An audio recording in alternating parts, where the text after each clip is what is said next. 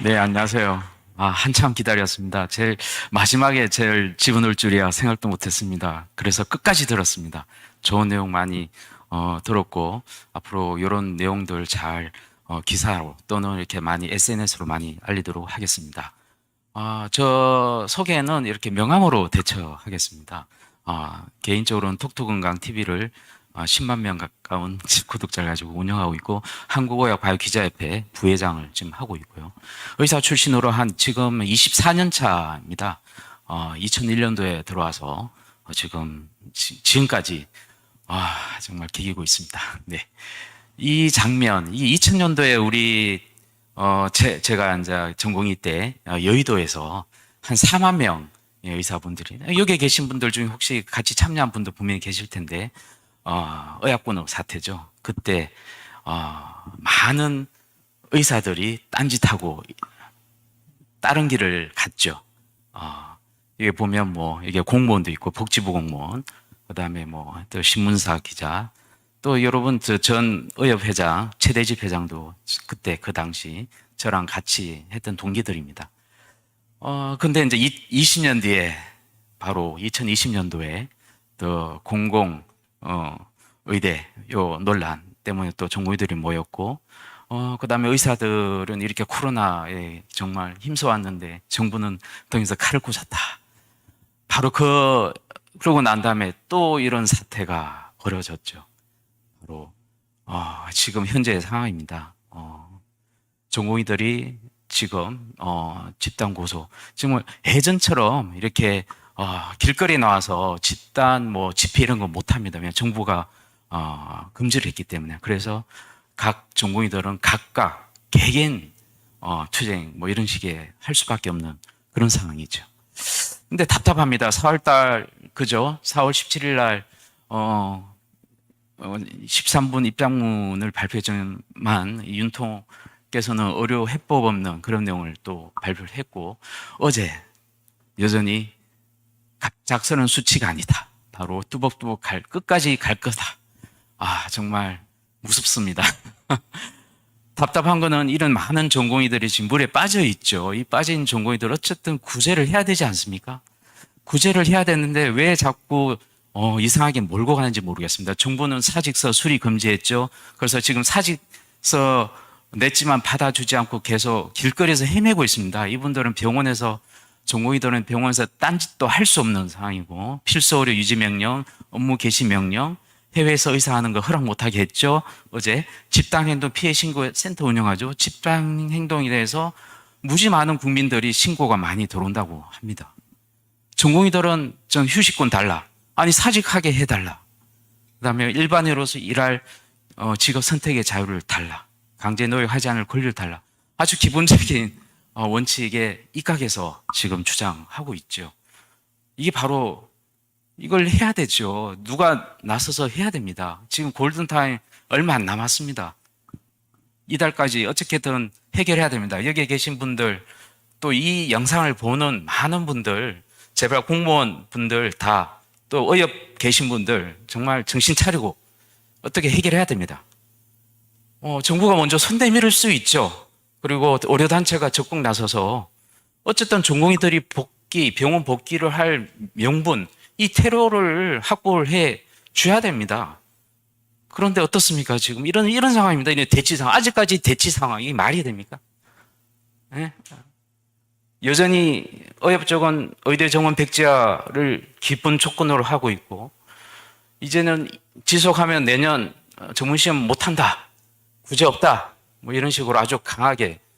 사실 이런 대치 상황에서도 여전히 물밑 작업이 돼야 되는 게 정상입니다. 지금까지 아까 뭐 국회 국회의원 당선자도 얘기했지만 어쨌든 협의체가 만들어지고 이런 두 단체가 지금이라도 물밑 작업이 돼야 되는 시점인데, 아니 아직까지 이런 물밑 작업 없이 지금 이런 대치 상황이란 게 지금 전공의들 방패 삼아서 이렇게 해야 된다는 게 말이 됩니까? 그러면 내년에 공보육 군의관 없어집니다. 인턴 전공이 없어지고 최악의 한 해입니다. 국민 피해 예상됩니다. 예과 1학년 7천 명 수업 듣게 됩니다. 지금 4년차 전공이 다시 3년차. 이게 시기가 애매해서 3학년 3년차 지금 2월 2월 달부터 시작했기 때문에 며칠 놔두고 지금 그걸 인정 못 받고 지금 또 1년을 더 해야 되는 이런 황당한 시기가 지금 오고 있습니다. 저 답답한 마음에 2월, 3월, 4월 달 계속 관련 칼럼도 쓰고 많이 좀 알리려고 했습니다. 이런 현실들을. 지금 이렇게 여러 가지 칼럼 중에 몇 가지만 뽑아냈습니다. 이게 사실 정부가 이 카르텔로 보기 때문에 이 카르텔 깨야죠. 법조 카르텔도 인원수 증가해서 카르텔 깼죠. 학원 카르텔 이래서 깼죠. 다 깼습니다. 그러니까 결국은 이 카르텔 깨야 됩니다. 근데 의사라는 직업이 우리가 모든 의사가 당연 지정제에 묶여 있습니다. 그래서 이게 카르텔이라는 게 굉장히 자유주의에 입각한 아주 그런 사람들이 만들어진 게 카르텔인데 우리는 자유롭지가 않죠. 정부에 어쨌든 규제를 당합니다. 이런 카르텔을 깬다는 전제에서는 아까도 얘기 계속 나왔죠. 당연 지정제 결국은 해제 아마 요구가 거세질 걸로 생각됩니다.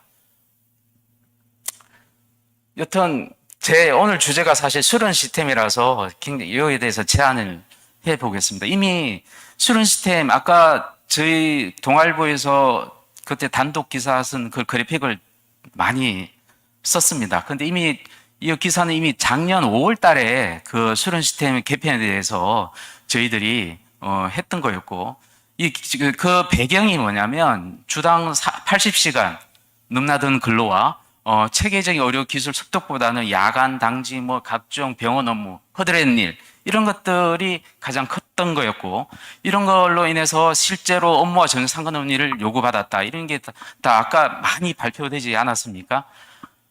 자, 그래서 국가 책임제 하라는 겁니다. 국가 책임제 해서 정부가 3,000명의 의료 인력을 직접 운영을 해서 전국의 고로 인력을 파견하고 그 다음에 이런 일들을 통해서 필수의 충실한 교육 중심 전환 계획이 만들자. 이 가장 기본적인 원칙입니다. 왜냐하면 다 일본, 유럽, 미국, 심지어 미국도 다 이런 시스템을 구축하고 있습니다. 그런 가운데 이 얘기가 나온 겁니다. 2년 임상 수련 도입한다는 얘기가 바로 아까 이 그래픽 많이 보지 않습니까? 되게 황당하다고 생각할 수 있습니다. 근데 국가 책임제를 해서 인턴, 레지던트, 이제 국가가 직접 그 전국 곳곳에 파견한다. 요런 거는 뭘 전제로 깔고 있냐면, 그러면 의사 수를 안 늘려도 지금 지방 의료가 붕괴되기 때문에 지방 의료에 의사가 부족하기 때문에 붕괴된다. 그러니까 의사 수를 늘리지 않고도 국가가 직접 3,000명의 의사들을 직접 운영함으로써 전국이 골고루 다 배치를 하면 의료 인력이 해결된다. 그런 측면에서 이런 시스템을 도입을 말했던 겁니다. 그래서 홍윤철 선생님은 지난주에 비대위 긴급 심포지엄 했죠. 이분도 인턴제 폐지하고 1년차, 2년차에서 이분은 같이 1차 의료 전문의 제도를 만들어서 이 전문의 제도 지금 우리나라가 그 전문의 90%의 일반이 GP 10% 이런 시스템에서 일반 의료 전문의 우리나라 사람들 워낙 전문의를 좋아하니까 일단 이것도 전문의 제도라는 걸 만들어서 지방에 골고루 이렇게 퍼져. 그러니까 1차 의료를 강화시키기 위한 하나의 고민 중에 나온 겁니다. 이게 하필 전공의들이 많이 나오면서 개업하는 그 가운데 이게 제도가 그때 발표되면서 이게 전공의들이 개업을 제한하려고 하는 그게 아니냐. 그런 의도적인, 근데 이미 작년 5월 달에 이미 이런 것들이 논의가 됐던 내용입니다. 물론 재정 지원 반드시 필요하죠. 그러려면 전공의 수련 비용, 국가에서 그렇게 크게, 지금 국가가 돈 팍팍 쓰는 거 비용보다 훨씬 적습니다. 그래서 1만 명에 5천만 원, 5천억. 왜냐하면 전공의들 한 2,500 되죠. 그 곱하기 4를 하면 한 1만 명 가까이 됩니다. 그래서 5천억과 전문의 또 교육을 시켜야죠. 전문의들이 전공의 교육시키기 위한 그런 인력 해서 약 5천. 그래서 두 개에서 한 1조 정도. 이거 지난주에 홍윤철 쌤이 발표한 내용입니다. 그렇습니다. 그래서 우리 사실 전공의들이 사라졌죠. 아무리 찾아도 없고, 저도 전공의들 대화하고 싶고 해도 진짜 간접적으로만 듣고 싶은데 들을 수밖에 없는 이 현실에서 정말 그럼에도 불구하고 여전히 현장 전공의 목소리가 중요하다.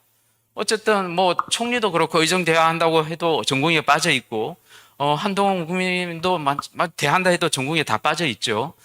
복지부가 주도하는 전공의 처우 개선 토론회에도 전공의들이 다 빠져 있었죠. 협의체 구성에도 전공의 다 빠져 있죠. 의료개혁 특위에서도 결국 핵심 당사자 다 빠져 있습니다. 이런 빠져 있는 상황에서 현장의 목소리가 없이 어떻게 뭘 탁상공론적으로 해야 되냐, 이런 고민이 또 생기는 거죠. 답답합니다. 그런데 오늘 방금 또 의료개혁위원회 노현웅 선생님께서 브리핑했죠. 전공의 업무 환경 획기적 개선 주당 80시간에서 60시간, 아까 1시간 전에 발표된 겁니다. 연속 시간 36시간에서 24시간으로 단계적으로 단축하겠다. 전문의 중심 병원 전환 조속히 마련하겠다. 중동도와 기능에 따른 의료기관 보상 평가 체계로 통폐합시키겠다. 지금에는 그냥 기계적으로 종별 가산으로 해서 1조 5천억을 지원했는데 이걸 단계적으로 폐지하겠다. 인턴제 전면 개편, 아마 인턴제 전면 개편이 아마 통합을 간 게 바로 아까 말한 그런 인턴 2년, 그러니까 임상 전문의 제도를 하겠다는 그런 의미인 것 같습니다. 수련비용 국가가 지원하겠다. 1차, 2차, 3차 다양한 교육 네트워크 수련, 이것도 굉장히 눈여겨봐야 될 것 같은데 1, 2차, 3차, 1차 병원, 2차 병원, 3차 병원에 네트워크를 만들어서 전공의들이 다양한 경험을 할 수 있도록 그런 시스템을 만들겠다. 그렇게 지금은 발표를 했습니다. 근데 여전히 이게 된다는 것도 아니고 이게 비용이 얼마나 들지에 대한 점검도 안 돼 있고 또 되게 검토의 사항도 되게 많습니다. 그런 거를 감안하면 이 의료개혁 특위위원회에서 지금 나온 내용들은 현장의 목소리가 거의 없는 내용입니다. 왜냐하면 의사도 의협도 빠졌죠, 전공이 다 빠졌죠. 그러니까 그런 가운데서 아까 이주영 국회의원이 말한 것처럼 새로운 또 협의체를 만들어서 여기서 공론화시켜서 만들어 나간 그런 걸로 지금 대응을 할 수밖에 없는 겁니다. 근데 정부는 그 계획대로 지금 가고 있는 상황이죠. 답답하죠. 자, 저는 항상 요 문구가 마음에 들더라고요. 이게 인정하든 인정하지 않든 우리 착취의 사설의 중간자 역할을 했다. 우리 교수들이. 그래서 요걸 제가 칼럼으로 최근에 한번 쓴 적이 있는데 이것 때문에 굉장히 시니어 교수님들이 굉장히 반발이 심했습니다. 근데 그 댓글에 보면 주니어 교수들이나 전공의들은 자기도 다 그런 경험했다, 그런 거죠. 전공의가 사직했다고 각 병원마다 적자가 심각했고, 그럼 지금까지 저임금 노동력 착취, 그런 그늘이 이미 드러났다라고 봐야 되는 거죠. 그럼 우선은 전공의들에게 그간 전공의들에게 열악한 근무 환경, 그다음에 알면서도 모른 척하고 원래 그랬던 거야, 당연시 했던. 아까 펠로 선생님께서 얘기했듯이 상당수 그 병원 일은 자기 경험했을 때 그냥 노동자로서 일을 많이 한 거다. 그러니까 또 옆에서 동료 교수가 그때 우리도 그랬어. 그때 그런 거야. 라고 한 그 말이 바로 이런 겁니다. 예, 그런 것들에 대한 인식 개선을 우리는 해야 되지 않냐 하는 것이죠. 네. 경청해 주셔서 감사합니다. 뒤에도 있지만 오늘 이렇게 해서 마치겠습니다.